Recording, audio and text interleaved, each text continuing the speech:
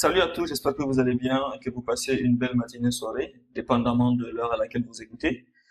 Et bienvenue sur un nouvel épisode avec aujourd'hui un ami, un grand frère, et otaku et très très philosophe dans ses heures perdues, je pense. Je parle bien sûr de Sheikh Hassan, qui est le directeur général, c'est ça non? Si je Ouais, ne me trompe pas, du centre de formation Al-Qidr, et que j'ai connu récemment, mais qui bizarrement, je me suis facilement attaché. Donc, je pense que c'est un peu normal, vu les passions communes que nous avons. Et aujourd'hui, je suis avec lui pour discuter un peu de questions philosophiques, de la pensée humaine, de plus quelque chose qui est mental, comment est-ce que les humains peuvent, de façon aisée, avoir une vie intellectuelle assez intéressante qui peut être utile à leur vie de tous les jours. Je sais que ça va, tu vas bien? ça va, tout va bien, alhamdoulilah. Je suis sûr, on dirait que tu n'as pas bien dormi là. Ah, personne n'a bien dormi cette nuit. Bon, je mets le contexte, c'était la nuit Al-Qadr, c'est ça? En tout cas, demain. Laylatul Qadr, oui, 27e nuit de Ramadan, donc c'est un peu compréhensible. Mais on va rapidement te réveiller avec les questions que je pense que tu vas beaucoup apprécier. Et pour aller Mhm, vite, première question, je pense que tu es un grand fan de la philosophie, un grand mhm. intéressé du sujet. Quelle est ta citation philosophique préférée? Ma citation philosophique préférée. Euh, Étonnamment, elle ne vient pas forcément d'un philosophe à proprement parler. Mais bon, en soi, je dévie un peu, mais c'est souvent intéressant parce que quand on parle de philosophie, les gens ont tendance à l'attacher ça aux grands penseurs, Mhm, particulièrement ceux qu'ils ont vus dans leur scolarité. mhm, En soi, la philosophie, elle se rattache à tout et à n'importe qui. Donc mhm, c'est pour ça que ça peut être intéressant de voir les différents profils. Tu m'avais présenté comme otaku, il y a beaucoup de citations d'animés et autres. Mais là encore, il ne s'agit pas de ça aussi. Il s'agit de Paulo Coelho, on en avait discuté. mhm. Tu Ouais, sais que je suis grand fan. un grand fan. Je me souviens plus du livre exactement, mais je me souviens que c'est une histoire qu'il racontait avec sa femme. Euh, Ils avaient eu, bon, c'est pas vraiment une citation, mais c'est plus un contexte Mhm, qui amène à la citation en elle-même et qui est plus quelque chose qui est intéressant à prendre dans notre vie de tous les jours. mhm, Et il expliquait qu'une fois, sa femme et lui avaient été victimes d'une escroquerie avec un homme.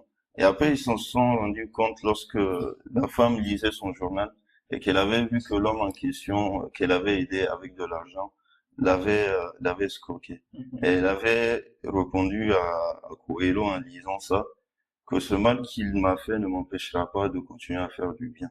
mhm, Donc Coelho avait continué en disant que le bien que nous faisons, euh, nous le faisons pas pour nous-mêmes, mais pour les gens qui nous entourent, pour les gens, pour l'humanité dans la globalité. Et c'est quelque chose que j'avais énormément apprécié et qui va dans dans une situation que j'ai énormément kiffé. On dit que tout ce qu'on fait pour nous-mêmes, nous le faisons pour les héritiers. Mais tout ce que nous faisons pour Dieu, nous le faisons pour nous-mêmes.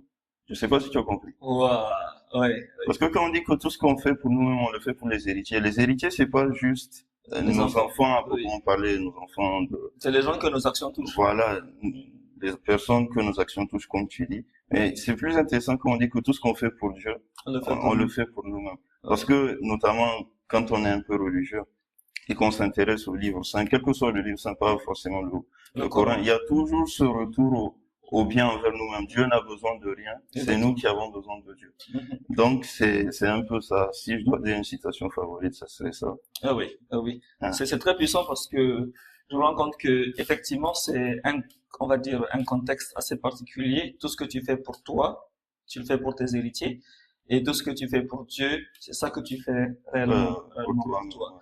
Donc, est-ce que ça ne renverrait pas une manière de voir les choses beaucoup plus différente de ce qu'on a l'habitude de faire? Parce que le contexte éducatif dans lequel on grandit, c'est, on va dire, on dit souvent aux gens, cherche-toi, fais en sorte de te mettre en sécurité, fais les choses pour toi-même. Mhm, Mais là, quand tu dis que ce que tu fais pour toi, c'est un truc que tu fais pour tes héritiers, est-ce mhm. que ce ne serait pas un peu en contradiction avec comment on nous éduque? Parce que comment on nous éduque ne nous conditionne pas forcément à penser et à comprendre les choses dans cet angle-là. Il y a quelque chose que j'appelle la théorie du boomerang. Probablement que la pensée existe déjà, mais je pense pas l'avoir vue ailleurs. C'est quelque chose que j'ai pensé moi-même, c'est un constat que j'ai fait. Mhm. La théorie du boomerang, c'est tout simplement que il y a, c'est comme tu dis. Le plus souvent, quand on fait un bien ou quand on nous encourage à un bien, on nous fait croire que c'est pour nous-mêmes. Mhm. Mais je suis le premier à croire que il y a aucun bien que nous faisons dans le but d'aider quelqu'un précisément. Déjà, par exemple, quand tu fais une aumône à quelqu'un ou même quand tu aides un ami en pensant vouloir l'aider, ce n'est Techniquement parlant, c'est pour toi. oui. Parce que même si tu dis j'ai voulu aider un ami, j'ai voulu faire ça ou ça pour un tel, pour Dieu ou autre, à qui ça fait plaisir? À toi, Toi. Tu dis non, effectivement. j'ai fait ça à mon ami parce que ça lui a fait plaisir. Mais ce plaisir qu'il a reçu, Oui. in fine, c'est à toi que ça a fait plaisir. Mhm. Donc il y a toujours ce retour à soi. Mhm. Le moi, on le sait, qui est l'essence même de la personnalité, de l'existence de l'individu. Mhm. Donc, si ce moi n'est pas satisfait, il n'y a rien qui peut nous encourager à aller dans ce sens-là. Et on le voit dans la nature en elle-même. Ce qu'on appelle l'instinct de survie. Mhm. Même les animaux qu'on juge n'ayant pas de raison, tout ce qu'ils font vont dans le but de leur survie. Et Exactement. même nous, euh, à moindre mesure, quand on parle d'instinct de survie de façon, on va dire, naturelle, euh, nous avons ça aussi. Mais même quand on met au devant notre raison, il y a toujours ce retour à soi qui vient. Parce que tu vas pas faire une chose si tu sais que tu vas pas en profiter. Mhm. Maintenant, certes, certains viendront dire que certaines fois tu fais des trucs qui vont pas forcément te satisfaire, mais plus pour, je sais pas, par convention Mhm. sociale, on va dire. Mais même là, il y a toujours ce retour à soi parce que Effectivement. tu as cette satisfaction Peut-être qu'on va conformer à la conformer société. à la société. Et Mhm. c'est pour ça souvent qu'on a de grands renégats, si on peut dire, certaines personnes qui sont conscientes de ça et se disent, bon, je préfère me faire plaisir à moi plutôt Mhm. qu'à faire plaisir Mhm. aux autres. Oui, j'aime bien ça parce que ça m'a rappelé ce que tu as dit au début, un livre que j'ai lu dans lequel l'auteur dit que les humains souffrent de deux types d'égoïsme. Il y a l'égoïsme affirmé, où littéralement tu fais tout pour toi, tu te caches pas. Et il dit, mais il y a l'égoïsme caché, où tu te fais plaisir en faisant plaisir aux gens. Et généralement, les gens, c'est un peu délicat de penser comme ça parce qu'ils n'aiment pas trop se dire que c'est pour eux qui font ça. Mais même quand tu aides quelqu'un, tu aimes le fait que tu l'aies aidé. Ah, ah. Et justement, ça, c'est très intéressant. La question que j'ai envie de poser dans ce cas, ça me rappelle un peu sur la question de la pyramide de Maslow, Mhm. dans le sens où est-ce que quelqu'un doit déjà être à l'abri de certains besoins physiques et émotionnels pour qu'il puisse penser de la manière de tout ce que je fais pour les gens, tout ce que je fais pour moi, je fais pour mes héritiers, et tout ce que je fais pour lui, je le fais pour moi. Est-ce que n'importe qui peut, on va dire, avoir accès à ce niveau de pensée, ou est-ce qu'il faut déjà atteindre un niveau quelconque de satisfaction personnelle, matérielle, pour être en mesure de comprendre une dimension pareille? Euh, je sais pas si parce qu'on est dans le mois de Ramadan, mais je vais encore évoquer un aspect de la religion qui répond exactement à ça.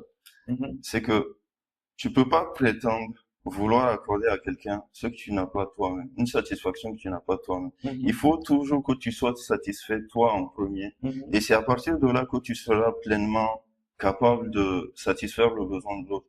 Euh, comment ça s'appelle? Parce que même quand on vient à la religion, à l'islam notamment, quand on parle de l'aumône, par exemple, quand tu as un bien, les premiers à qui tu dois faire en profiter, c'est les parents. Mhm. Mais justement, avant que les parents viennent, c'est toi d'abord Mhm. qui dois avoir eu satisfaction de la chose. Mhm. Parce que, pourquoi? Parce que à partir du moment où toi-même tu n'es pas satisfait, tu n'es pas autonome Sur un sujet sur quelconque. un sujet quelconque, comment tu vas faire en profiter la personne? Ce n'est pas honnête envers toi-même. Mhm. Donc, je pense que tu peux pas prétendre vouloir aider quelqu'un sur un point spécifique où déjà toi-même tu n'es pas assez informé, Mhm. parce que c'est le premier pas. Pour accorder à quelqu'un, il faut savoir qu'est-ce que je suis en train de lui accorder. Oui, ça rappelle un peu la citation qui dit qu'il faut que le carafe soit plein pour qu'il puisse remplir les verres. Ouais, bien sûr. Maintenant, est-ce que ce ne serait pas en contradiction, c'est juste pour mieux comprendre, avec la notion du sacrifice? Est-ce que là, la question d'être autosuffisant d'abord est quelque chose d'applicable? Ça dépend. L'aspect qui va revenir souvent, c'est est-ce que l'absence de cette chose va influencer en mal un point me concernant. Ça veut Est-ce que dire, ça menace ta survie, par exemple? voilà, est-ce que ça menace ma survie ou pas? Et si ça menace ma survie, alors quel que soit le point théologique ou purement sensé, logique, bien sûr que non. Il me reste une certaine quantité d'eau. Moi-même, j'ai soif. Je vais pas te donner ça parce que je vais crever juste après. Mais il y a un autre moment où le moment de sacrifice peut rentrer en jeu.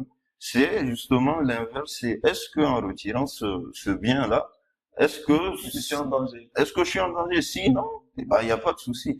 Donc, c'est surtout cette notion de survie et de danger qui est Oui. importante. Et je pense que là, c'est beaucoup plus clair que là. Du coup, ça me ramène un peu, une fois, on discutait, je pense, c'était la première fois qu'on s'était vu sur la question. Tu avais une théorie, j'ai oublié le nom, mais je pense que tu vas t'en rappeler mieux que moi parce que c'est ta théorie, bien sûr. Mais j'ai bien envie, en fait, de parler d'abord de la notion du bien et du mal. Mhm. Parce que quand on écoute les choses comme ça montre clairement que la question du bien et du mal n'est pas une question fixée, mais plus un truc contextuel. Contextuel énormément. Donc, comment est-ce que tu vis avec cette notion-là au quotidien? Ou pour être plus pointu, est-ce que tu penses être une bonne personne? Parce que je pense, non, j'essaye. J'essaye. Parce que si on se conditionne déjà en se classant dans une catégorie ou une autre, c'est déjà faussé. Oui. Je reprends encore, une parole divine. Ne jugez pas vous-même votre foi. Allah, c'est mieux. Donc, dans ce même catégorie, j'ai envie de dire, ne jugeons pas nous-mêmes notre morale. Oui. Parce que c'est un effort quotidien. Quel que soit le point, que ça soit religieux, que ça soit purement moral, comme j'ai dit, c'est un effort quotidien. Chaque jour, on fait de notre mieux, on est confronté à différentes situations, qu'on y ait déjà été confronté ou non. C'est un effort quotidien de faire de notre mieux face à des difficultés, des péripéties qui arrivent dans notre quotidien. Je ne me catégoriserai dans aucune catégorie, justement, mais je dirais plutôt que je suis de ceux qui essaient de faire De leur mieux, oui. J'aime ça parce que une fois je parlais avec des gens et je leur ai dit, faites tout, ou disons, n'essayez pas d'être des bonnes personnes. Soyez des humains, tout simplement. Ah, Parce que souvent, comment tu vas te comporter, certes, ça peut être bien vu par X et mal vu par Y. par Y. Donc, dans ce cas de figure, finalement, qu'est-ce qui est bien, qu'est-ce qui est mal? Ah, Une fois, j'étais avec mon père et je lui ai dit, on parlait de quelqu'un, ah, et j'ai dit, j'ai entendu que c'est une bonne personne. ah, Il dit d'après qui? Il dit d'après qui? Parce que, ah, justement, le fait de se catégoriser en tant que bonne personne ou mauvaise personne, si bien sûr il y en a qui se mettent dans cette catégorie-là, ça fait que forcément, non seulement tu vas te blâmer beaucoup, le jour où tu poseras une action qui n'est pas de la catégorie à laquelle tu appartiens, mais en plus c'est une pression sur toi de vouloir te maintenir forcément dans la catégorie-là. De ce que moi je pense, après une expérience assez poussée des humains, je pense c'est plus, je juge en fait le bien d'une chose à son utilité.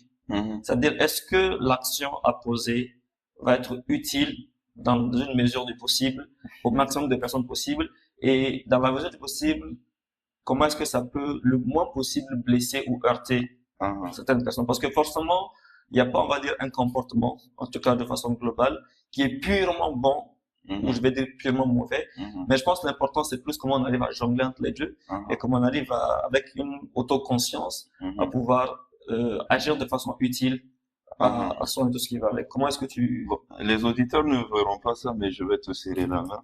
Parce que tu as dit un point qui va un peu dans le sens de mon avis personnel. Si tu me demandes de te décrire ce que c'est que le bien ou le mal, je saurais pas te le dire. Parce que souvent, les gens auront tendance à définir l'un ou l'autre. Par exemple, les gens te diront le bien, par extension, le bonheur, ça serait tout ce qui fait que je me sens bien.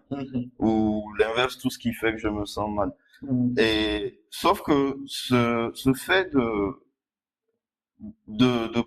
définir la chose aussi simplement, ça n'a aucun sens. Ça n'a aucun sens. Il y a des exemples que j'aime prendre souvent. Aux alentours des années 60, 70, il faut qu'on se renseigne. Les auditeurs pourront se renseigner de leur côté. Tu savais que la cigarette, c'était recommandé pour les enfants? Oui. Et les femmes enceintes. Voilà. Et dans les journaux, les publicités, partout, la cigarette, le vin, on donnait ça à des enfants à la cantine, à la cafétéria. Pourquoi? Parce que, on se sent bien. Ou bien même le plutonium. Ah, c'est beau, c'est fluorescent. Ah, donc, c'est bon, on en met partout dans les jouets des enfants parce que c'est joli, tout Et ça. pourtant, Et pourtant, c'est cancérigène et pas qu'un peu. mhm, Donc, c'est pour dire que le bien et le mal, si c'était aussi simple que je me sens bien, donc c'est du bien, je me sens mal, donc c'est du mal, mhm, c'est trop ben, facile. ça serait trop facile. Mhm, Moi, je définirais ça par le chemin. C'est la finalité. mhm, Parce que c'est un aspect qui revient dans notre quotidien. mhm. Je sais pas quel genre d'exemple je peux te donner. Par exemple, quelque Ton chose, enfant veut une chose qui est mauvaise pour lui. lui, il n'a pas cette jugeote-là. Voilà. Il y a je sais pas, un bonbon, par exemple. Lui, il prend le C'est sucré, bonbon, ça lui c'est plaît. sucré, ça lui plaît. Mhm. Lui, il n'a pas la notion du diabète, par Bien exemple. sûr. Mais c'est quoi la finalité? La finalité, c'est que tu le préserves, justement. Mhm. Euh, En lui faisant du mal à ses yeux. voilà. Et voilà. Donc, c'est un peu ça. Pour moi, ce qui va définir le bien ou le mal, c'est Le souvent résultat. parce que quand quelqu'un est confronté, on lui dit fais le pour et le contre. Mhm. Mais c'est quoi l'intérêt de faire le pour et le contre? C'est d'en arriver à la finalité.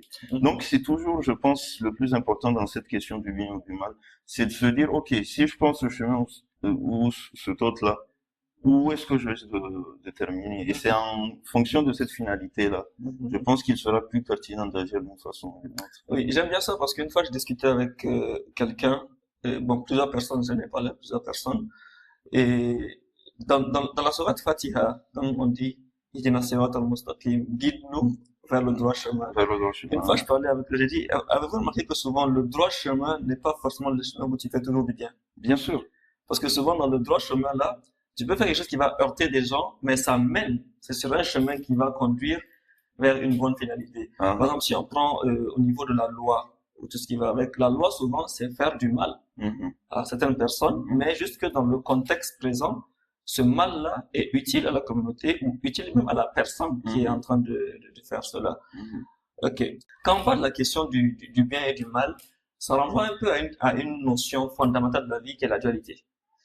Et la dualité, c'est un sujet qui m'a tellement intéressé pendant longtemps que jusqu'à présent, en fait, quand j'en parle, c'est toujours agréable parce que de nouvelles choses viennent. Et je pense, une fois, tu avais un peu commencé à en parler, donc j'avais un peu que tu reviennes sur ça et que tu en parles pour que ça soit plus intéressant à écouter pour les gens qui nous écoutent. La dualité, bon, c'est quelque chose qu'on ne pourra pas exprimer là, mais dans mon temps libre, il m'arrive d'écrire et il y a justement une histoire précisément où je me suis beaucoup attardé dessus, sur le principe de la dualité et j'ai ajouté autre chose que j'appelle la matrice aussi, mais Mhm, ça c'est euh, un tout autre sujet. mhm, La dualité pour moi, grosso modo, c'est ce qui relève de tout le relationnel humain et de l'existence en humain. mhm, Je vais t'expliquer. Quand je te dis, définis-moi la lumière. Peut-être, je sais pas, tu es littéraire ou scientifique, un scientifique qui viendra, il me dira, c'est des photons qui font ça, je sais pas, je suis pas du tout scientifique, je ne connais pas. Mais je sais que les photons rentrent en jeu. Ils vont commencer à expliquer. Mais du point de vue de la dualité, moi, je veux juste te dire, la lumière, c'est l'absence d'obscurité. mhm. Tout simplement. Et c'est quoi l'obscurité? C'est C'est l'absence l'absence de de lumière. lumière. Maintenant, qu'est-ce qui va définir qu'on juge l'un par rapport à l'autre? C'est l'observation. C'est le fait d'observer. Quand tu es dans un endroit, dans une pièce, et qu'on te prive de lumière, qu'est-ce qui se passe? Tu ne vois L'obscurité. plus rien, c'est un simple constat. Mhm, Pourquoi la dualité est importante? C'est que je pars du principe que tout se définit à son opposé. Et mhm, pourquoi c'est important dans la vie de tous les jours? Je vais te dire une phrase et je vois ce que tu vas me répondre. mhm. Il faut pécher pour aller au paradis. Ok. Qu'est-ce que tu dis de ça? Qu'est-ce que tu comprends? Qu'est-ce que tu penses que je veux dire par ça? Qu'il faut pécher pour aller au paradis? Bon, là, ce qui me vient rapidement à l'esprit, parce que je ne vais pas réfléchir trop longtemps, Ah, ah. ce qui me vient à l'esprit, c'est que lorsque tu pêches, tu prends conscience des chemins qu'il ne faut pas prendre pour aller au paradis. En partie, oui. C'est-à-dire, en gros, le péché te montre le chemin de l'enfer. Donc, quand tu pêches, tu prends conscience que le chemin ne mène pas là où je veux aller. Ah, ah. Voilà. Maintenant, quand tu prends presque tout ce que tu veux dans la vie, tu inclus la religion, tu prends tout ce que Dieu nous a montré qu'il nous a fait. À chaque fois qu'il parle d'un point, il succède de son opposé. Mhm. Il n'y a pas d'exception dans le Coran. Chaque fois qu'il parle de son châtiment, la ligne d'après Il est compatissant, Il est compatissant. L'inverse, quand il est compatissant, la ligne d'après, il est dur en punition. il te rappelle que, Fais attention. fais attention. Je suis puissant, je suis sage, voilà. Voilà. Tout ce qu'on fait dans notre vie, il faut nous rappeler qu'il y a une antithèse à ça. Et il faut savoir se rattacher à cette antithèse. Qu'est-ce que je veux dire par il faut pécher pour aller au paradis? Ça va un peu dans le sens de ce que tu dis. C'est le péché qui nous ramène à l'ordre. À travers quoi? Le repentir. Quel attribut de Dieu vient le plus souvent? Le repentir, pardonneur. Le miséricordieux. Repentir. Je me souviens, la toute première fois que j'ai eu l'idée de cette phrase-là, qu'il faut pécher pour aller au paradis, j'en avais parlé à mon colloque, je lui ai expliqué, il a compris. Et quelque temps après, il revient, il frappe à ma porte, il me dit, attends, reviens. Il y avait des amis à lui qui étaient là, il leur avait expliqué.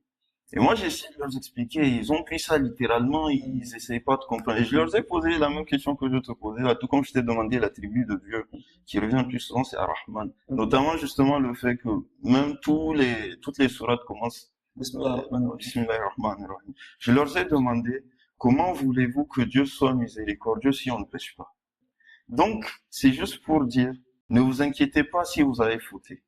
Ne vous inquiétez pas si vous avez l'impression de ne pas vous retrouver dans votre vie, que les choses ne vont pas comme vous aimeriez qu'elles aillent. Parce que non seulement ce jugement on aimerait que les choses se passent selon notre désir à nous. C'est quelque chose que vous devez retirer de votre tête. Mais même si vous êtes objectif par rapport à ça et que vous voyez que les choses ne vont pas bien, ne vous inquiétez pas. Parce que votre situation actuelle, elle se définit par l'opposé, ce que vous désirez. Et l'élément qui rentre au milieu de tout ça, c'est Dieu.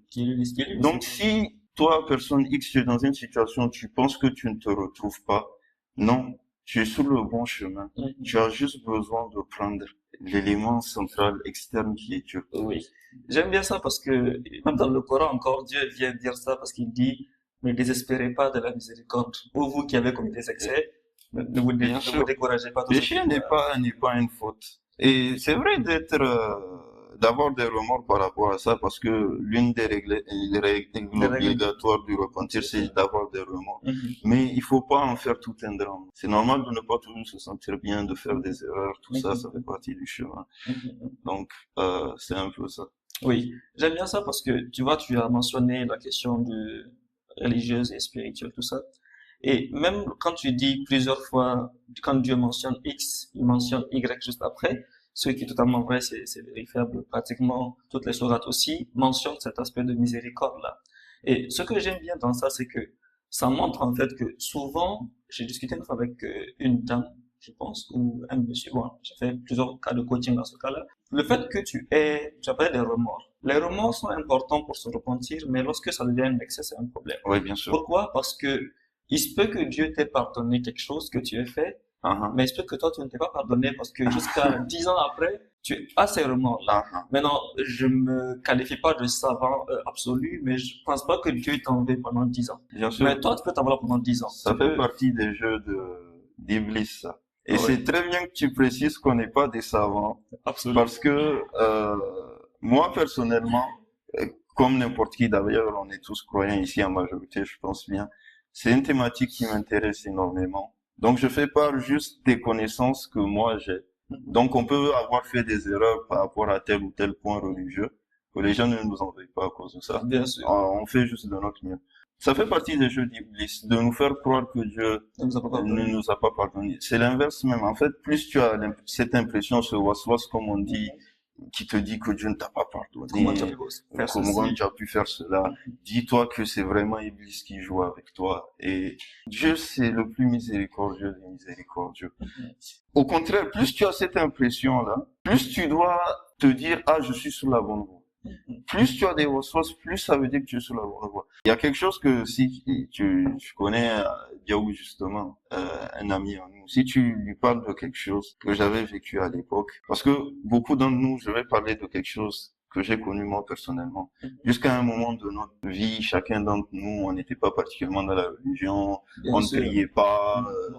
Et moi, c'est vraiment à partir du début lycée que j'ai vraiment commencé à avoir cet intérêt pour la religion et tout.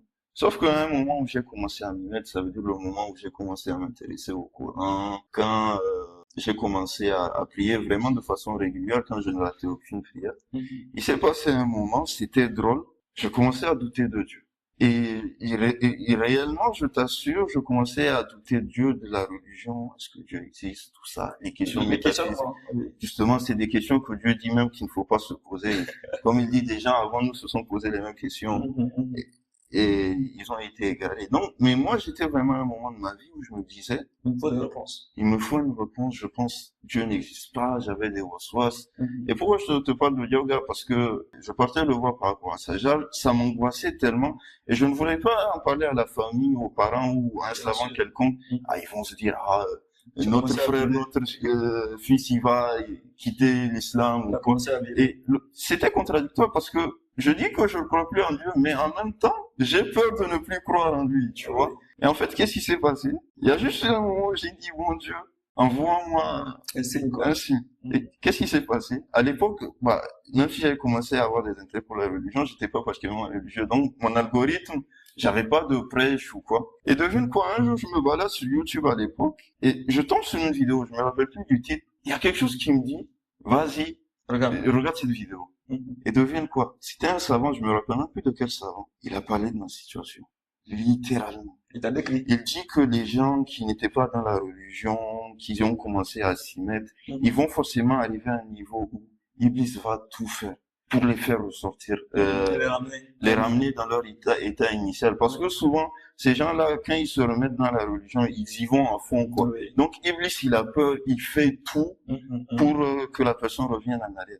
Et ce qui m'a touché, et j'en avais pleuré à l'époque, évidemment, qu'il ne le ferait pas, Mhm. c'est que les symptômes qu'il avait décrits, c'était exactement le même procédé que le mien. Mhm. Et je me suis totalement retrouvé et ça m'a rassuré totalement. Donc, tout ça pour dire que les waswas existent. Mhm. Et il faut faire très attention avec ça. Mais justement, si vous avez eu l'impression que vous étiez sur le bon chemin et après que des doutes viennent, confirmez-vous encore plus que vous êtes sur la bonne voie Bien sûr. et que tenez-vous encore plus à la guidée, à l'invocation, Mhm, mhm. restez fidèle à tout ça, Inch'Allah, ça va. Oui, j'aime bien ça parce que ça montre aussi une chose importante. On ne peut pas tenter de faire douter quelqu'un qui n'est pas en train de croire. Oui, bien sûr. Voilà. Parce que souvent, justement, les gens prennent le doute comme un indicateur d'un problème. Mhm. Alors que justement, souvent, comme on dit, euh, l'obscurité est la plus forte avant l'aube. C'est-à-dire, Bien sûr, le moment le plus sombre de la nuit, c'est celui qui précède l'aube. bien sûr. Donc, ce qui fait que souvent, je me remets encore une fois à ton commentaire par rapport à ce que je vais demander. Souvent, c'est nous-mêmes, on se crée des situations dans notre tête qu'on expérimente et après on devient, en fait, c'est comme si on est le juge, le coupable, l'avocat Mhm. et tout ce qui va avec. Et tout ça fait que souvent on se perd.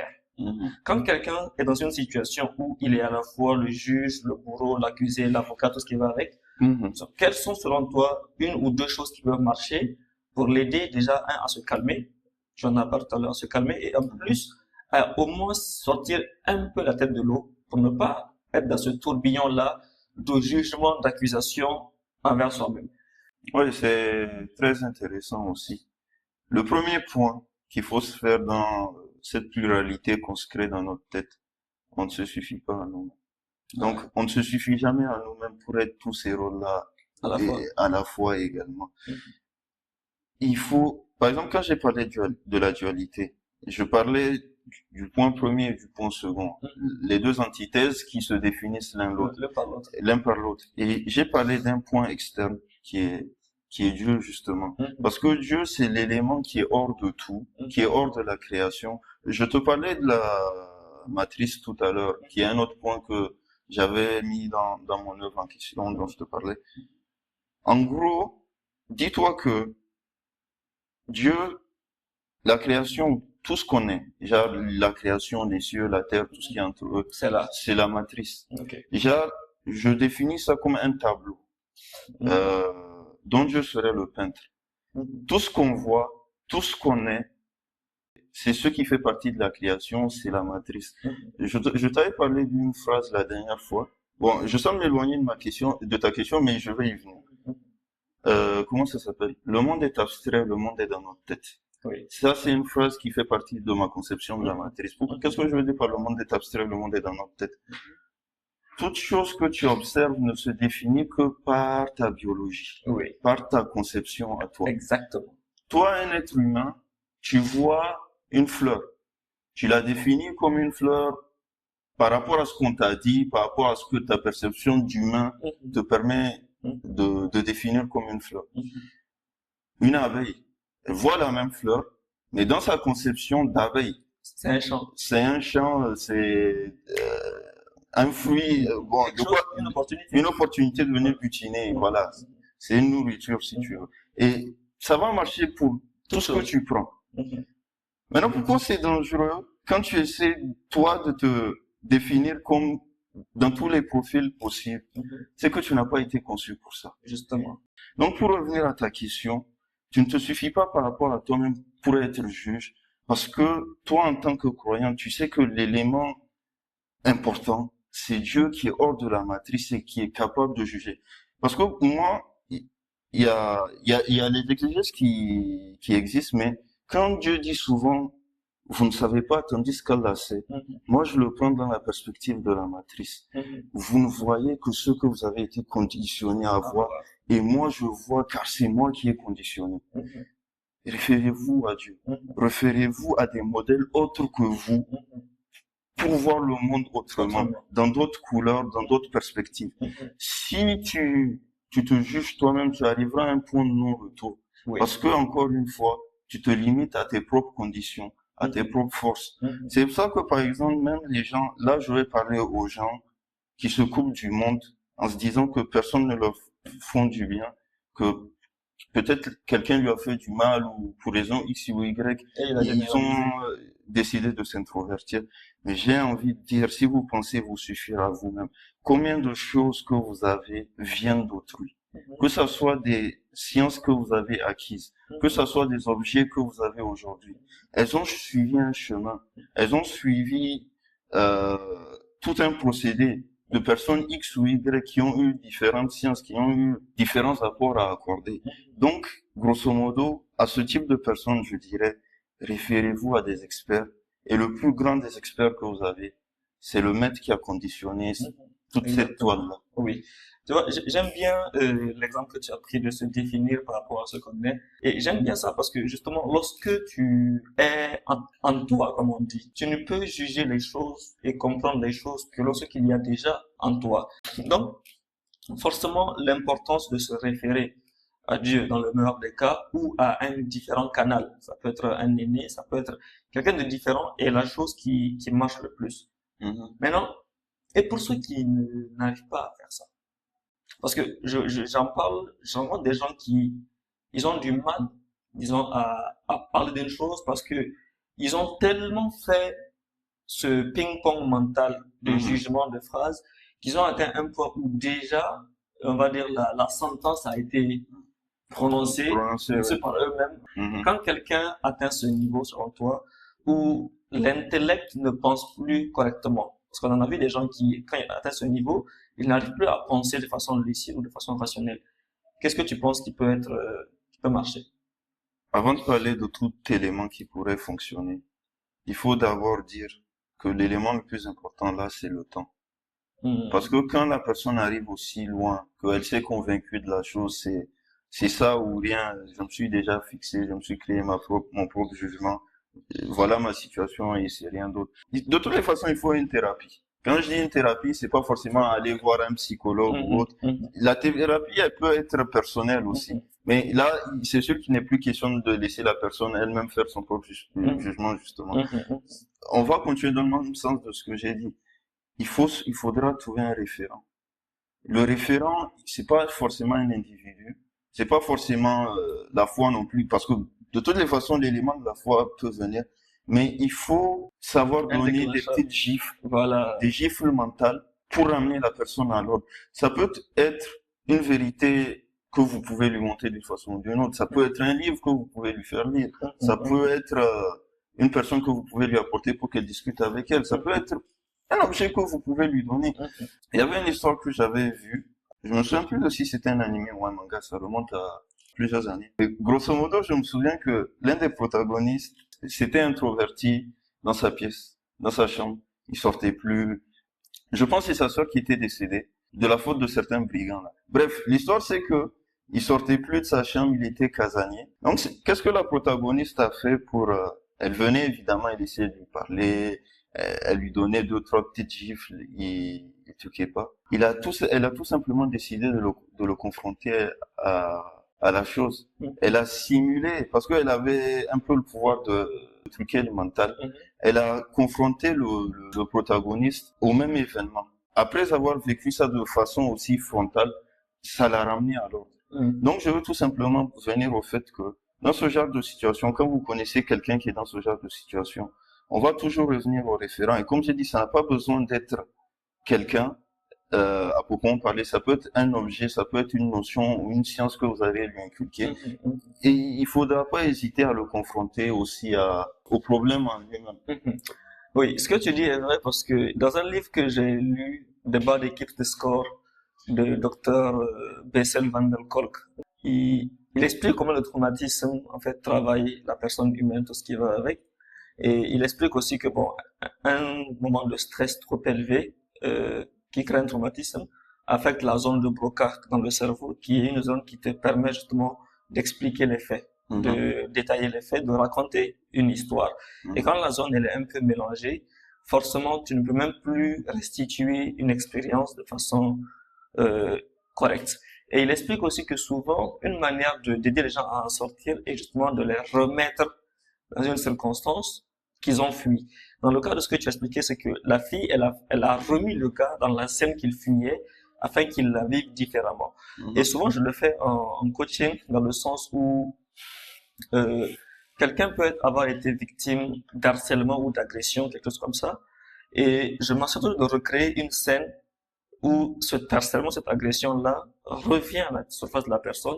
Et ça fait qu'elle vit ça, mais de façon différente, vu que là, elle ne vit ça seule, elle vit ça avec un soutien. Et c'est pour créer dans la tête de la personne que tu n'es plus seul. En fait, on a un peu dit beaucoup de choses, mais c'est pour ramener au fait que souvent, une personne dans sa moralité peut atteindre un niveau où elle devient son propre ennemi. Pourquoi? Parce que tout simplement, pendant longtemps, elle s'est conditionnée à penser de la même façon, à voir les choses de la même façon, et ainsi de suite. Et bon, dans un contexte assez religieux, souvent j'ai rencontré que beaucoup de personnes souffrent et se mettent dans une situation qui n'a rien à voir avec Dieu, avec la religion, tout ce qui va avec. C'est juste un processus de pensée et on va dire, une évolution X de la personne qui l'a poussé à se retrouver dans un endroit quelconque. Donc, la question que j'ai envie de te poser, c'est quelle est la limite, quelle est la frontière entre l'influence que tu peux avoir sur toi-même et l'influence que les façons de penser inculquées par la religion ou la société peuvent avoir sur toi. Là, on va revenir à une autre anecdote. Tu sais que comment mon lien a été avec l'éducation et tout. Mais je veux venir au fait que j'avais une personnalité que j'avais pas pu développer parce que les conditions n'étaient pas réunies. Je n'avais pas de passion particulière. Je ne savais pas ce qui pouvait m'intéresser. Et finalement, il a fallu que ça vienne tout seul. Et le moment où je me suis rendu compte que tiens, en fait, je kiffe lire, je kiffe écrire, je kiffe la philosophie, j'ai un attrait pour la religion, pour le divin, pour la théologie et tout, de façon amateur bien sûr, mais c'est quelque chose que j'ai énormément apprécié. Pourquoi je te dis ça? Souvent, ce qui va faire qu'il y ait le gap entre nos perceptions personnelles et les perceptions sociétales, c'est l'éducation dans sa façon globale. C'est comment on nous a conditionné à voir les choses.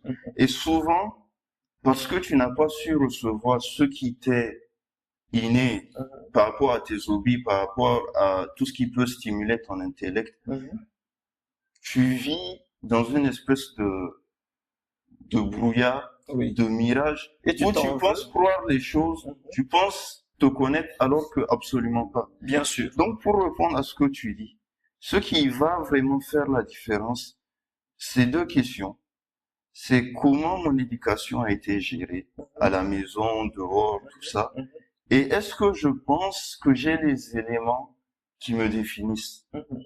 Parce qu'une fois que ces deux questions ont été posées et répondues, on peut savoir personnellement, parce que les limites, la frontière, comme tu le demandes, va dépendre d'une personne à une autre. Mais je sais que les deux paliers qui vont à 99% être certains à chaque fois, c'est comment j'ai vécu mon éducation, comment elle a été définie, comment la route a été tracée, et est-ce que j'ai les éléments que je pense qui me définissent. Parce que c'est une fois que j'ai pu faire le pont entre ces deux points que je pourrais dire, OK, ça c'est moi, ça c'est la société, ça ce n'est pas moi. Je pense que c'est ce qui va énormément jouer. Pour résumer, en gros, ce qui me définit, moi, par exemple, moi, justement, je t'ai dit que c'est par exemple l'écriture, la littérature, globalement, la philosophie, tout ça. Une fois que j'ai pu me définir par rapport à ça, là, je me suis rendu compte que tout ce que j'ai vécu jusque-là, c'était pas moi. Oui.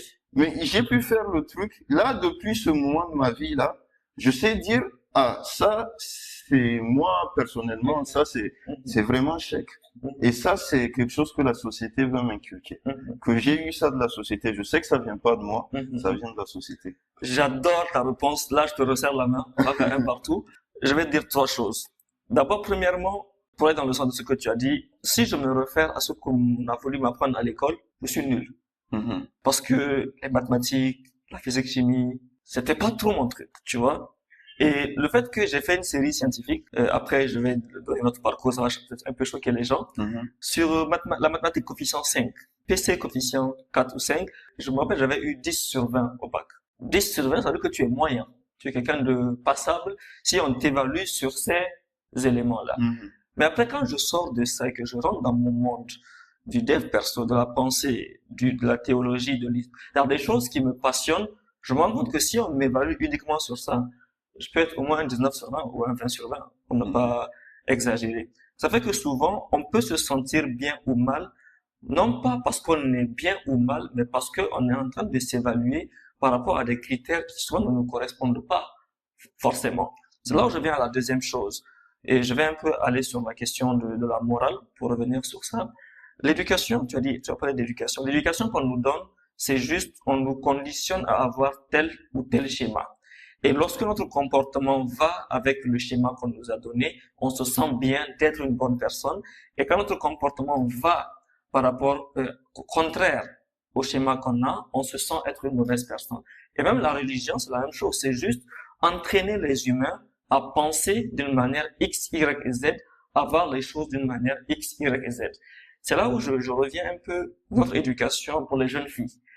Quand les jeunes filles atteignent la puberté et qu'elles ont leur menstru pour la première fois, les parents disent une chose très simple, surtout les mamans, dès qu'un homme te touche maintenant, tu vas tomber enceinte, tu vas être une mauvaise fille, X, Y, Z. Maintenant, si maintenant dans son expérience de vie, elle se retrouve justement à avoir une expérience sexuelle avec un homme, elle va souffrir et s'en vouloir et se blâmer et tout ce qui va avec, non pas forcément parce que l'acte en question est diabolique ou mauvais, mais parce que l'acte va en contradiction avec le schéma qu'on l'a conditionné à avoir. Donc c'est comme si le schéma était cassé et c'est la cassure là qui l'a fait souffrir et non pas le fait qu'elle ait posé un acte ou un autre. Donc l'éducation, qu'elle soit scolaire, qu'elle soit à la maison, qu'elle soit sociétale, qu'elle soit religieuse, c'est juste pousser quelqu'un à avoir des manières de penser X, Y et Z et qui fait que souvent les gens se sentent mal, non pas parce que ce qu'ils ont fait peut être mal, peut-être ou peut ne pas être correct, mais c'est que le mal qu'ils ressentent est plus proportionnel au schéma qu'ils ont en eux qui a été cassé. Donc, est-ce que ça ne serait pas dire que chacun d'entre nous est forcément quelqu'un de brillant, d'exceptionnel, de très bon, si il arrivait à découvrir les choses sur lesquelles il peut s'évaluer de façon correcte. Et c'est un propos, là je vais parler aux aînés, nous y compris, pour nos petites sœurs, nos petits frères, nos enfants, et je parle aussi aux parents, surtout ceux qui ont de très jeunes enfants, parce que adolescents déjà, on a perdu énormément de temps si on n'a pas déjà été éduqué là-dessus. Laissez vos enfants rêver, laissez-les rêver. Ça peut paraître irrespectueux pour pour nos aînés, nos pères et nos mères, mais j'ai envie de dire, Tout comme je parlais du fait que on perçoit les choses que par les voies que nous-mêmes nous avons eu à suivre par notre propre conditionnement. Mhm. Souvent, le problème, c'est que les parents, ils se renferment à leur propre, Conditionnement. à leur conditionnement, ils voient les choses de leur monde et je vais donner la même chose à mon enfant. Mhm. Certes, au Niger, les gens n'ont pas été énormément éduqués, donc il se pourrait qu'énormément d'enfants n'aient pas eu des parents qui ont été éduqués à des choses, ce qui va faire que quand l'enfant va essayer de s'intéresser à de nouvelles choses modernes, que ce soit la technologie ou autre, les parents peuvent voir ça d'un mauvais œil ou voir ça mauvais même par rapport à la religion ou autre. Mais j'ai envie de dire que c'est en risquant qu'on innove. Parce que je pense que c'était Ford qui Ouais. avait dit que s'il voulait donner aux gens ce qu'il voulait, il aurait fait des carrosses plus rapides. Mhm. Mais c'est en voulant innover que il leur a donné la voiture. Je pense que c'est Ford. Je sais, en tout cas, c'est quelqu'un de l'automobile. Mhm. Tout ce que je veux dire, c'est que si vous ne permettez pas à vos enfants de voir ailleurs, je ne dis pas de leur permettre de faire Faire tout des ce qu'ils choses veulent. qui seraient soit immorales ou illicites par rapport à la religion.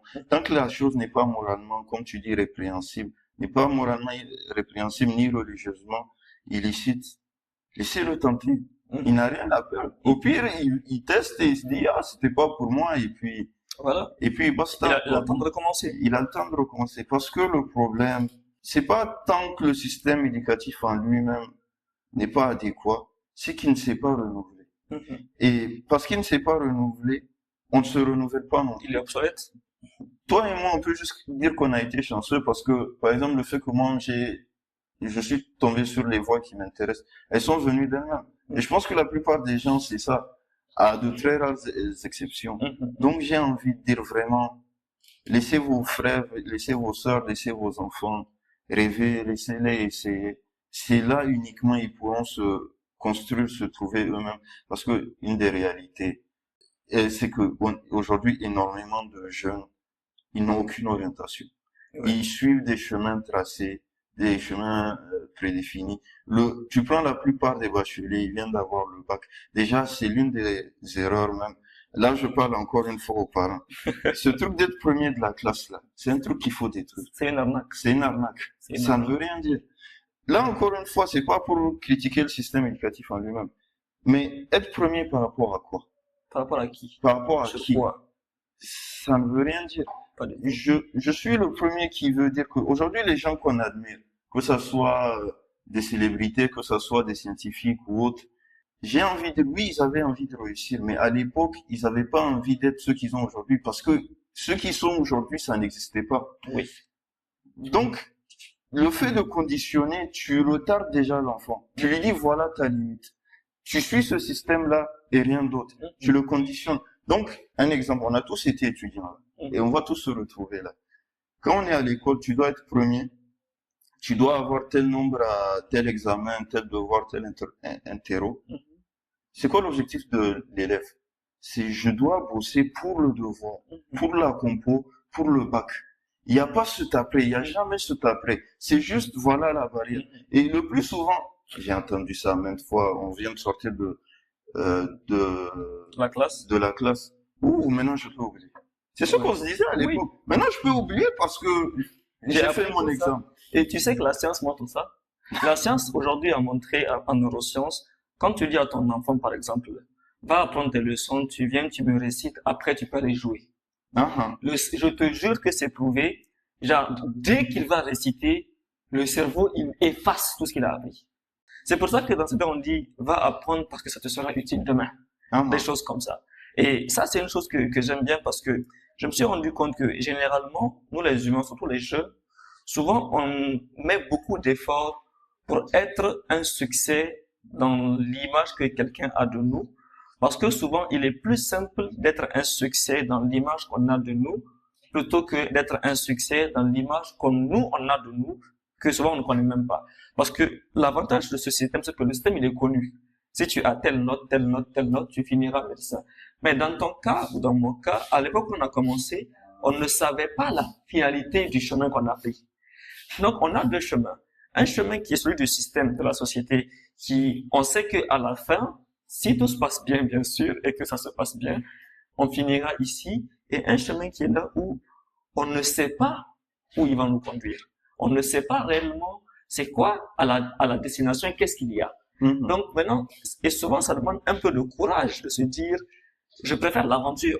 Mhm. Donc je ne sais pas où ça finit, mais j'y vais plutôt que là c'est beaucoup plus Bien simple sûr, à quelque chose comprendre. qui témoigne de ça.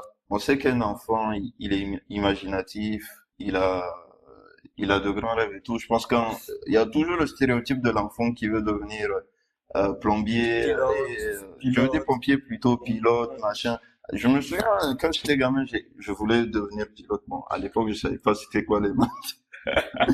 C'est ça, que je Je voulais voulais. être pilote sans Voilà. connaissance, avant c'est Mais quoi en les fait, maths. Ouais, je comprends. pourquoi souvent il y a ce truc pour ces métiers-là, en dehors du fait que c'est des métiers respectables et tout, Mhm. c'est que c'est des trucs qui envoient pas à l'infini, mais à la grandeur. Oui. Un enfant, il a besoin de voir loin, de voir grand. Quand le pilote, il vole, tout ça là. Un truc basique.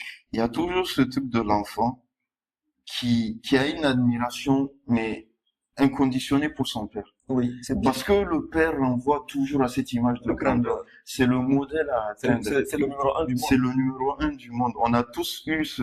Il y a qu'un enfant pour penser que son Voilà, père est plus grand que le président. voilà, exactement. Il y a personne de plus fort que mon papa. Oui, Voilà, c'est comme ça. si tu veux me frapper, je vais appeler Mon mon papa. papa ou Même mon si grand c'est frère. le papa en question, il n'est pas si... Donc, en conditionnant vos enfants à ces trucs-là, à ces fausses règles-là, vous bridez déjà leur imaginaire.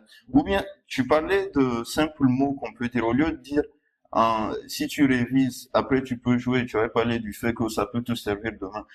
De la même façon, ne leur coupez pas l'herbe sous les pieds. Mhm. Vous connaissez votre enfant, il vient et vous dit, je veux être, je sais pas, pompier ou autre, et vous êtes là parce que vous, ça vous intéresse pas. Vous lui coupez l'herbe sous les pieds, non, laisse tomber, Ouais, ça va te ça fait servir ça. à rien, je te vois pas devenir. Pourquoi vous lui dites ça? Même si vous, vous savez que c'est une réflexion qu'il a, et que dans quelques mois, dans Ça va quelques changer. années, il va changer. Laissez-le quand même. Mhm. Laissez-le rêver. Et c'est pour ça que c'est un aspect des Occidentaux que j'aime énormément. Parce qu'ils savent accompagner leur enfant par rapport à ça. Dès, par exemple, l'enfant et le père qui entretient dès le bas âge ce relationnel avec son enfant, où il lui apprend des travaux manuels, où il lui apprend dès le bas âge à rêver grand, justement. Un enfant occidental peut venir voir son père, lui dire, j'ai envie d'être pompier. Le père va se lever, il dit, on y va à la caserne, je te montre. Peut-être j'ai un ami pompier, on Mhm. part, Mhm. je te montre. Et même dans leur système éducatif, c'est des choses qui font souvent. Et chez nous, on aura soit tendance à ridiculiser. Ah, je viens de me rappeler d'une discussion qu'on avait eue la dernière fois. Mhm. Ici, chez nous, c'est quand tu as des rêves et que tu es pertinent dans ce que tu fais, c'est là qu'on te juge bizarre. Oui. C'est quelque chose que je vois dans notre société. Et c'est justement ça qui est bizarre. Mhm. Et parce que aujourd'hui, quand tu parles à quelqu'un, on va dire dans une discussion normale conventionnelle, tu demandes, et c'est ce que je dis, la plupart des gens n'ont pas de hobby ou autre, tu leur demandes c'est quoi qu'ils aiment dans la vie. Un garçon, il te dira, bon, le foot, Mhm. je sais pas, regarder ça à la Basket, télé. Une fille te dira, j'aime manger, dormir, make-up. dormir, voilà, cliquer, je sais pas. Mhm. Et quand tu es là, prenons même les mangas. Tu viens, tu dis que tu es fan de manga, là tu es sûr que 70% des jeunes On va vont te trouver bizarre. bizarre. Tu Ouais. regardes des dessins animés, tu trucs comme ça. Bon, c'est même pas pour défendre les animés en tant que tel. Ça peut être n'importe quel hobby qui sort des trucs conventionnels. On te jugera bizarre. Mhm. Mais pourquoi? Bon, tu sais, récemment, j'ai toujours été intéressé par l'histoire et j'ai remarqué une chose assez particulière. C'est que ça vient d'une certaine admiration que les gens avaient pour les colons.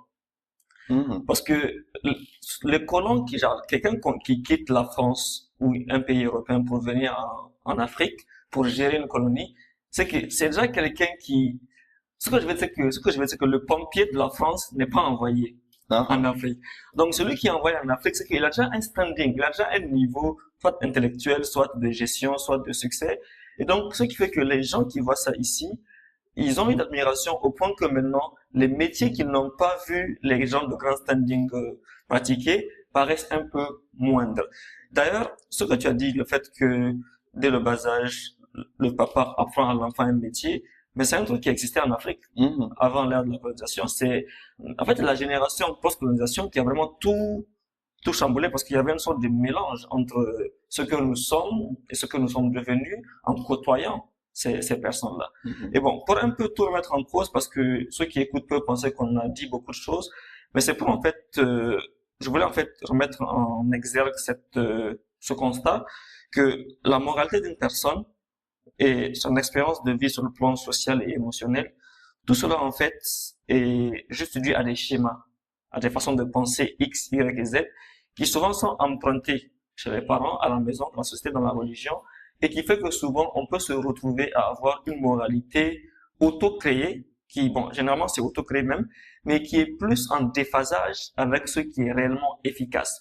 Parce que comme on dit, j'ai parlé d'être le premier de la classe, il y a aussi, bon, la dualité, il y a aussi le dernier. Mais le dernier par rapport à quoi? Tu vois, on dit que Mhm. quelqu'un est le dernier de la classe. Mais c'est par rapport à quel critère, par rapport à quel schéma.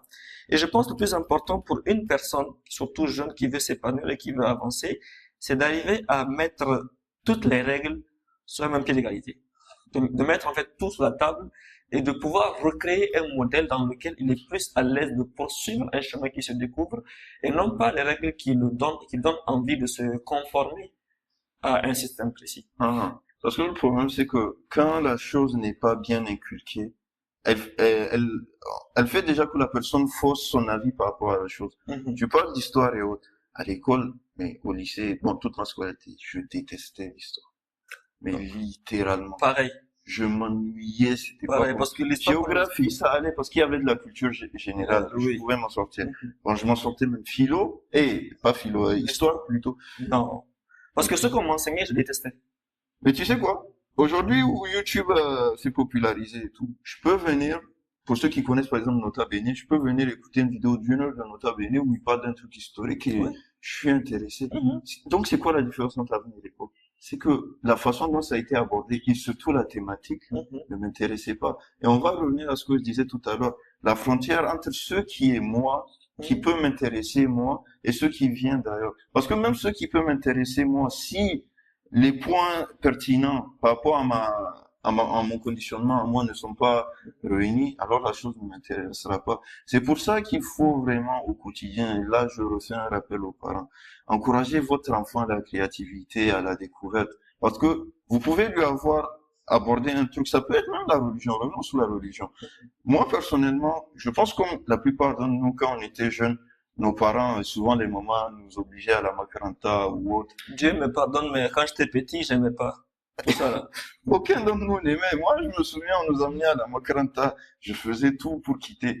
Et moi, une fois, j'ai profité d'un fait, d'un jour où il avait essayé de nous frapper pour ne plus revenir. Je me suis servi de ça comme excuse. Mais la vérité, c'est que de base, je ne voulais pas. On a dit, OK, tu ne veux pas macaranta. On a dit, on va t'amener à la maison. Ça n'a rien changé. Ça ne m'intéressait pas. Et tu sais ce qu'il a fallu pourquoi je m'intéresse à la religion. Et c'est ce que on en avait parlé une fois en privé. Oui, il y a le fait que, de toutes les façons, ça m'était destiné quelque part, ça devait arriver, mais c'était l'article dont je te parlais. J'avais lu un article, c'était sur Internet, je sais même pas ce qui m'y avait amené, mais, ah oui, si, je me souviens. J'avais lu une sourate qui parlait du trône de Dieu. Et j'avais voulu raccourcir. Et je me suis dit, ah, le trône de Dieu, attends, je vais taper sur Google, voir ce qu'il en est. J'ai, j'ai essayé de me renseigner. Et en fait, l'article, par extension du trône, a fait une espèce de thèse sur Dieu, sur Allah, Mhm. sur sa grandeur, justement le fait, la matrice dont je parlais, que Dieu en dehors de la création. Parce que quand on est gamin, c'est un peu comme dans les Simpsons. Moi, l'image de Dieu que j'avais, c'était un gros bonhomme blanc avec une grosse barbe. Mhm. Voilà, quand j'étais gamin, c'était ça mon image. Disney, quoi. Ce que Disney, tu t'as montré. c'était ça mon image de Dieu. Mhm. Et en fait, en ayant compris ce qu'est réellement Dieu, et en disant ce qu'est réellement Dieu, C'est juste pour qu'on se comprenne. pour qu'on se comprenne, mais c'est là, genre mon cerveau, tu vois, quand dans les fictions, quand il y a l'ampoule qui se dessine, Mhm. quand la personne a un éclair de génie, j'ai senti mon cerveau s'ouvrir. Mais littéralement, j'ai senti que c'est comme si c'était tout ficelé, tout attaché, et que là, on venait d'ouvrir les nœuds, quoi. Mhm. Je me suis rendu compte qu'il y avait un champ des possibles incroyable. Mhm. Et c'est le fait que j'ai eu le combo découverte de Dieu, et philosophie en même temps et littérature, Mhm. c'est ce combo-là qui m'a permis de me dire, mais je n'étais pas moi jusqu'à présent. Ouais. Et c'est ça, en fait. Cette phrase-là, j'aime bien. Je n'étais pas moi jusqu'à présent. Parce que, pareil, ce qui a fait que je me suis intéressé à tout ça, c'est lorsque je me suis rendu compte que tout est lié. Que même les choses que je pensais séparer, que je peux y trouver un lien. Parce que moi, ça a commencé avec les mangas, bizarrement. Je pense que ce sont les mangas qui m'ont poussé vers la religion. Parce que je disais une fois à quelqu'un que mon premier modèle, c'était Son Goku. Tu vois? Non, c'est drôle, mais Moi, le premier, bien sûr. tu vois? Parce que dans le Coran, on nous dit, rends le mal par le bien. Et tu verras celui envers qui tu avais une animosité devenir un ami chaleureux. C'est un verset de la sourate Mu'minun. Mais ça, avant que je le lise dans le Coran en 2018-19, quand je me suis vraiment mis dedans, mais je l'ai vu 10 ans plus tôt, quand Son Goku, il épargne Piccolo, ou quand il épargne Vegeta, ou quand il épargne Freezer. Et que après, ces gens deviennent ses amis. Mhm. Donc, en fait, tout ça, je me dis que les gens, très souvent, ils n'ont pas de problème. C'est juste que ils ont un problème, c'est quand ils veulent s'évaluer par rapport à un schéma qui n'est pas adéquat pour les évaluer. Parce que si tu viens dire dans une macaranta que laissez vos enfants regarder les mangas, ça va les rapprocher de Dieu. Mais ça n'a pas de sens. Bien Parce sûr. que selon le schéma conventionnel. Mais moi, c'est mon expérience.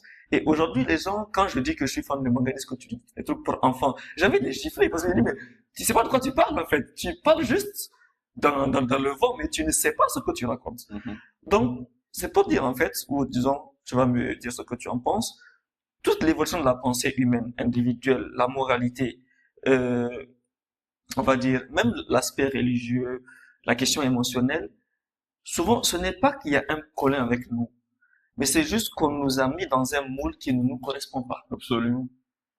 Absolument. Je suis totalement d'accord. Déjà, pour revenir à Son Goku, je pense beaucoup de personnes de notre génération, ils ont été bercés avec Dragon Ball principalement. Bien Parce sûr, que c'est moi obligé. aussi, C'est obligé. j'avais ce truc de modèle avec Son Goku. Je me souviens, j'étais tellement fan qu'à l'époque, on m'appelait Son Goku. Toi aussi? Ouais, on m'appelait Son Goku. J'en parlais tellement que ça passait à l'époque. Sinon, pour revenir à ce que tu disais, je suis totalement d'accord avec ça. Et ça rejoint absolument tout ce que j'avais dit tout à l'heure, justement. Il faut permettre aux gens D'être eux-mêmes. d'être aventureux, d'être eux-mêmes. Et ils peuvent pas prétendre à ça si vous les enfermez dans des castes, euh, si vous les enfermez dans des moules qui ne sont pas forcément les leurs. Ce qu'on dit là, et tu as bien fait de le mentionner, on ne dit pas aux gens, laissez-les regarder des mangas avec la macarante ou quoi. On leur dit pas, ne faites, il faut pas faire de vos enfants ce que nous on a fait exactement. Mais nous on raconte ce qui nous est arrivé, nous précisément. C'est mon chemin à moi personnellement. Tu as ton chemin à toi Il personnellement. a son chemin. Il a Tout son le monde a chemin. son chemin. Mais seulement, ils peuvent y parvenir qu'en étant aventureux, qu'en prenant des risques. Je me paraphrase.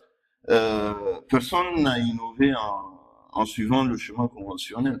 Donc c'est en innovant et c'est en prenant euh, Des risques. des risques justement qu'on peut parvenir à faire de grandes choses et à nous découvrir nous-mêmes. Dans un livre que j'aime bien, Le Prophète de Khalil Gibran, je ne Mhm, sais pas si tu l'as lu, auquel cas je te l'enverrai volontiers, c'est un très bon livre. mhm, Il dit une chose qui est très importante, il dit vous êtes à la fois la route et le pèlerin. Et la société actuelle, on veut faire de nous des pèlerins qui marchent sur une route précise.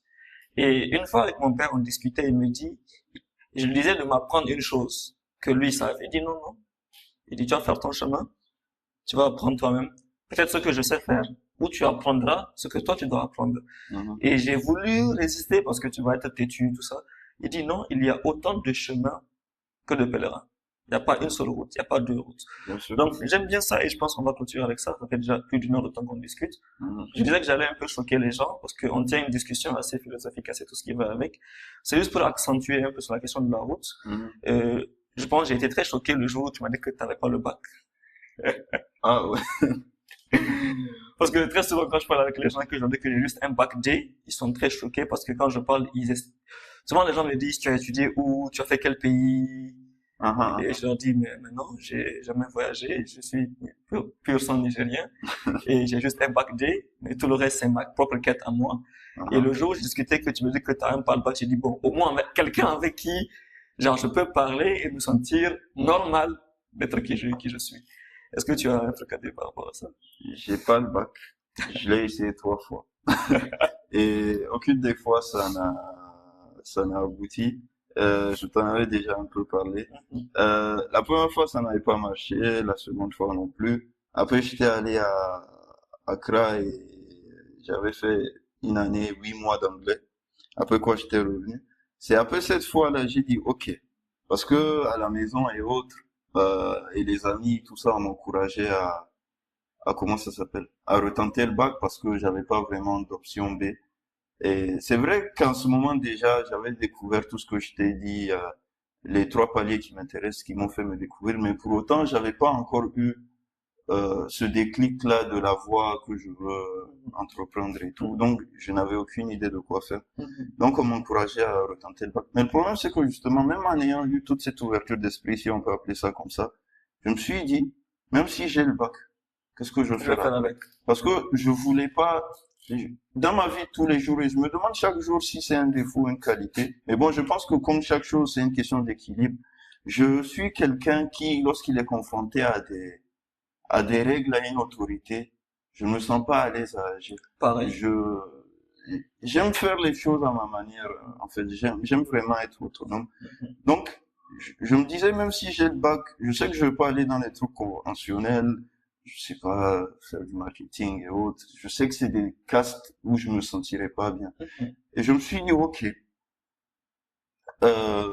qu'est-ce que je pense qui me serait le plus intéressant à apprendre? Et c'était bizarre parce que j'étais arrivé à, à la psychologie.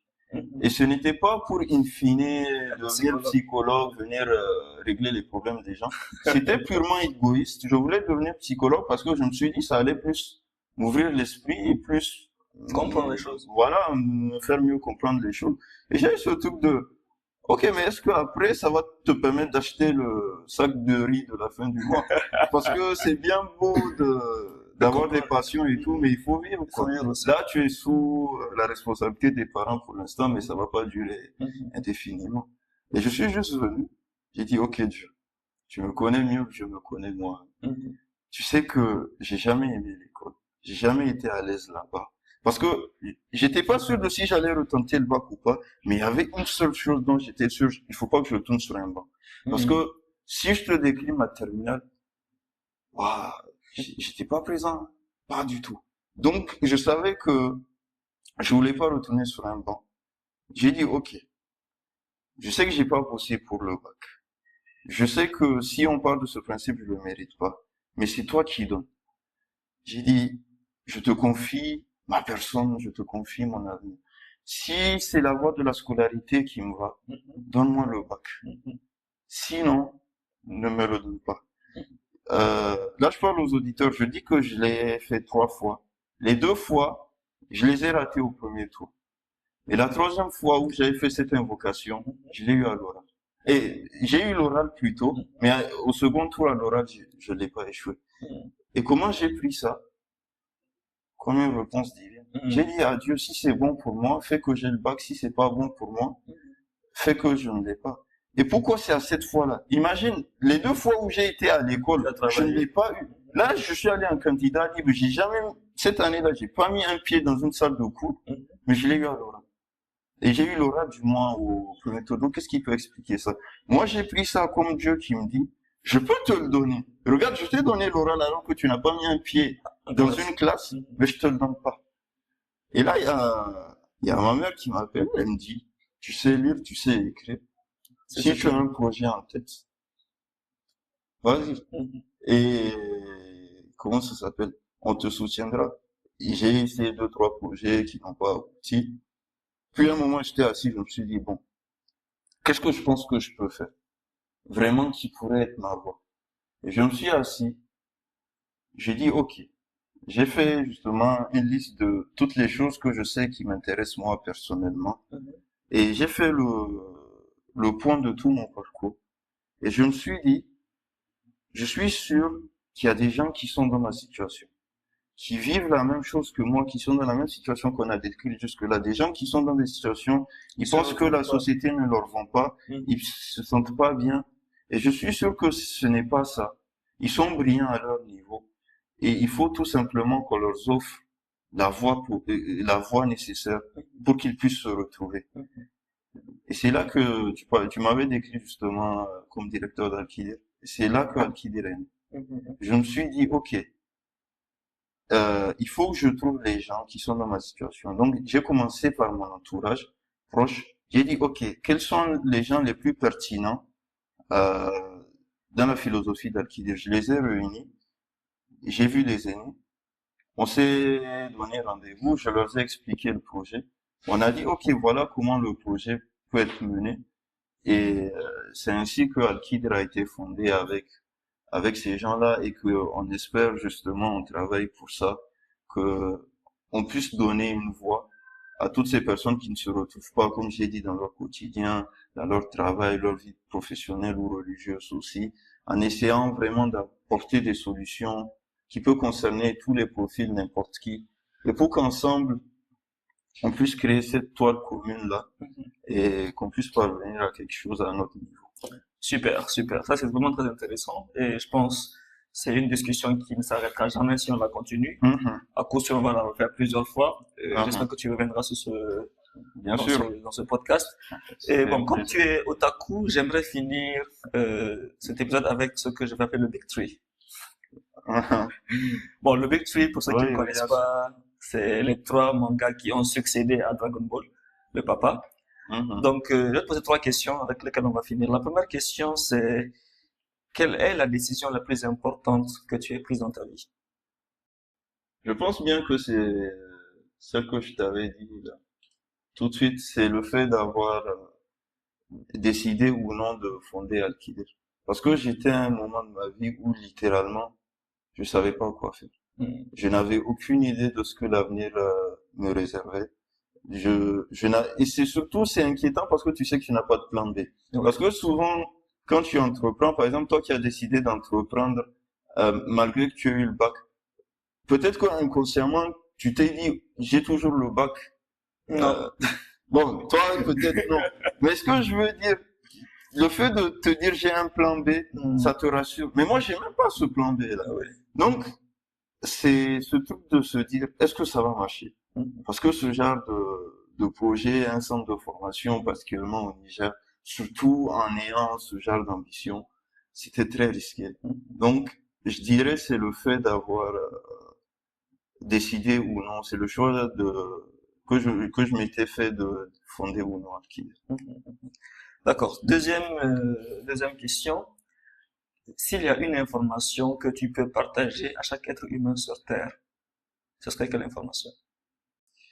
On va conclure avec le début, alors. La citation du début. Ce que tu fais pour toi-même, tu le fais pour tes héritiers. Et tout ce que tu fais pour Dieu, tu le fais pour toi. Ouais, c'est très puissant. Ok.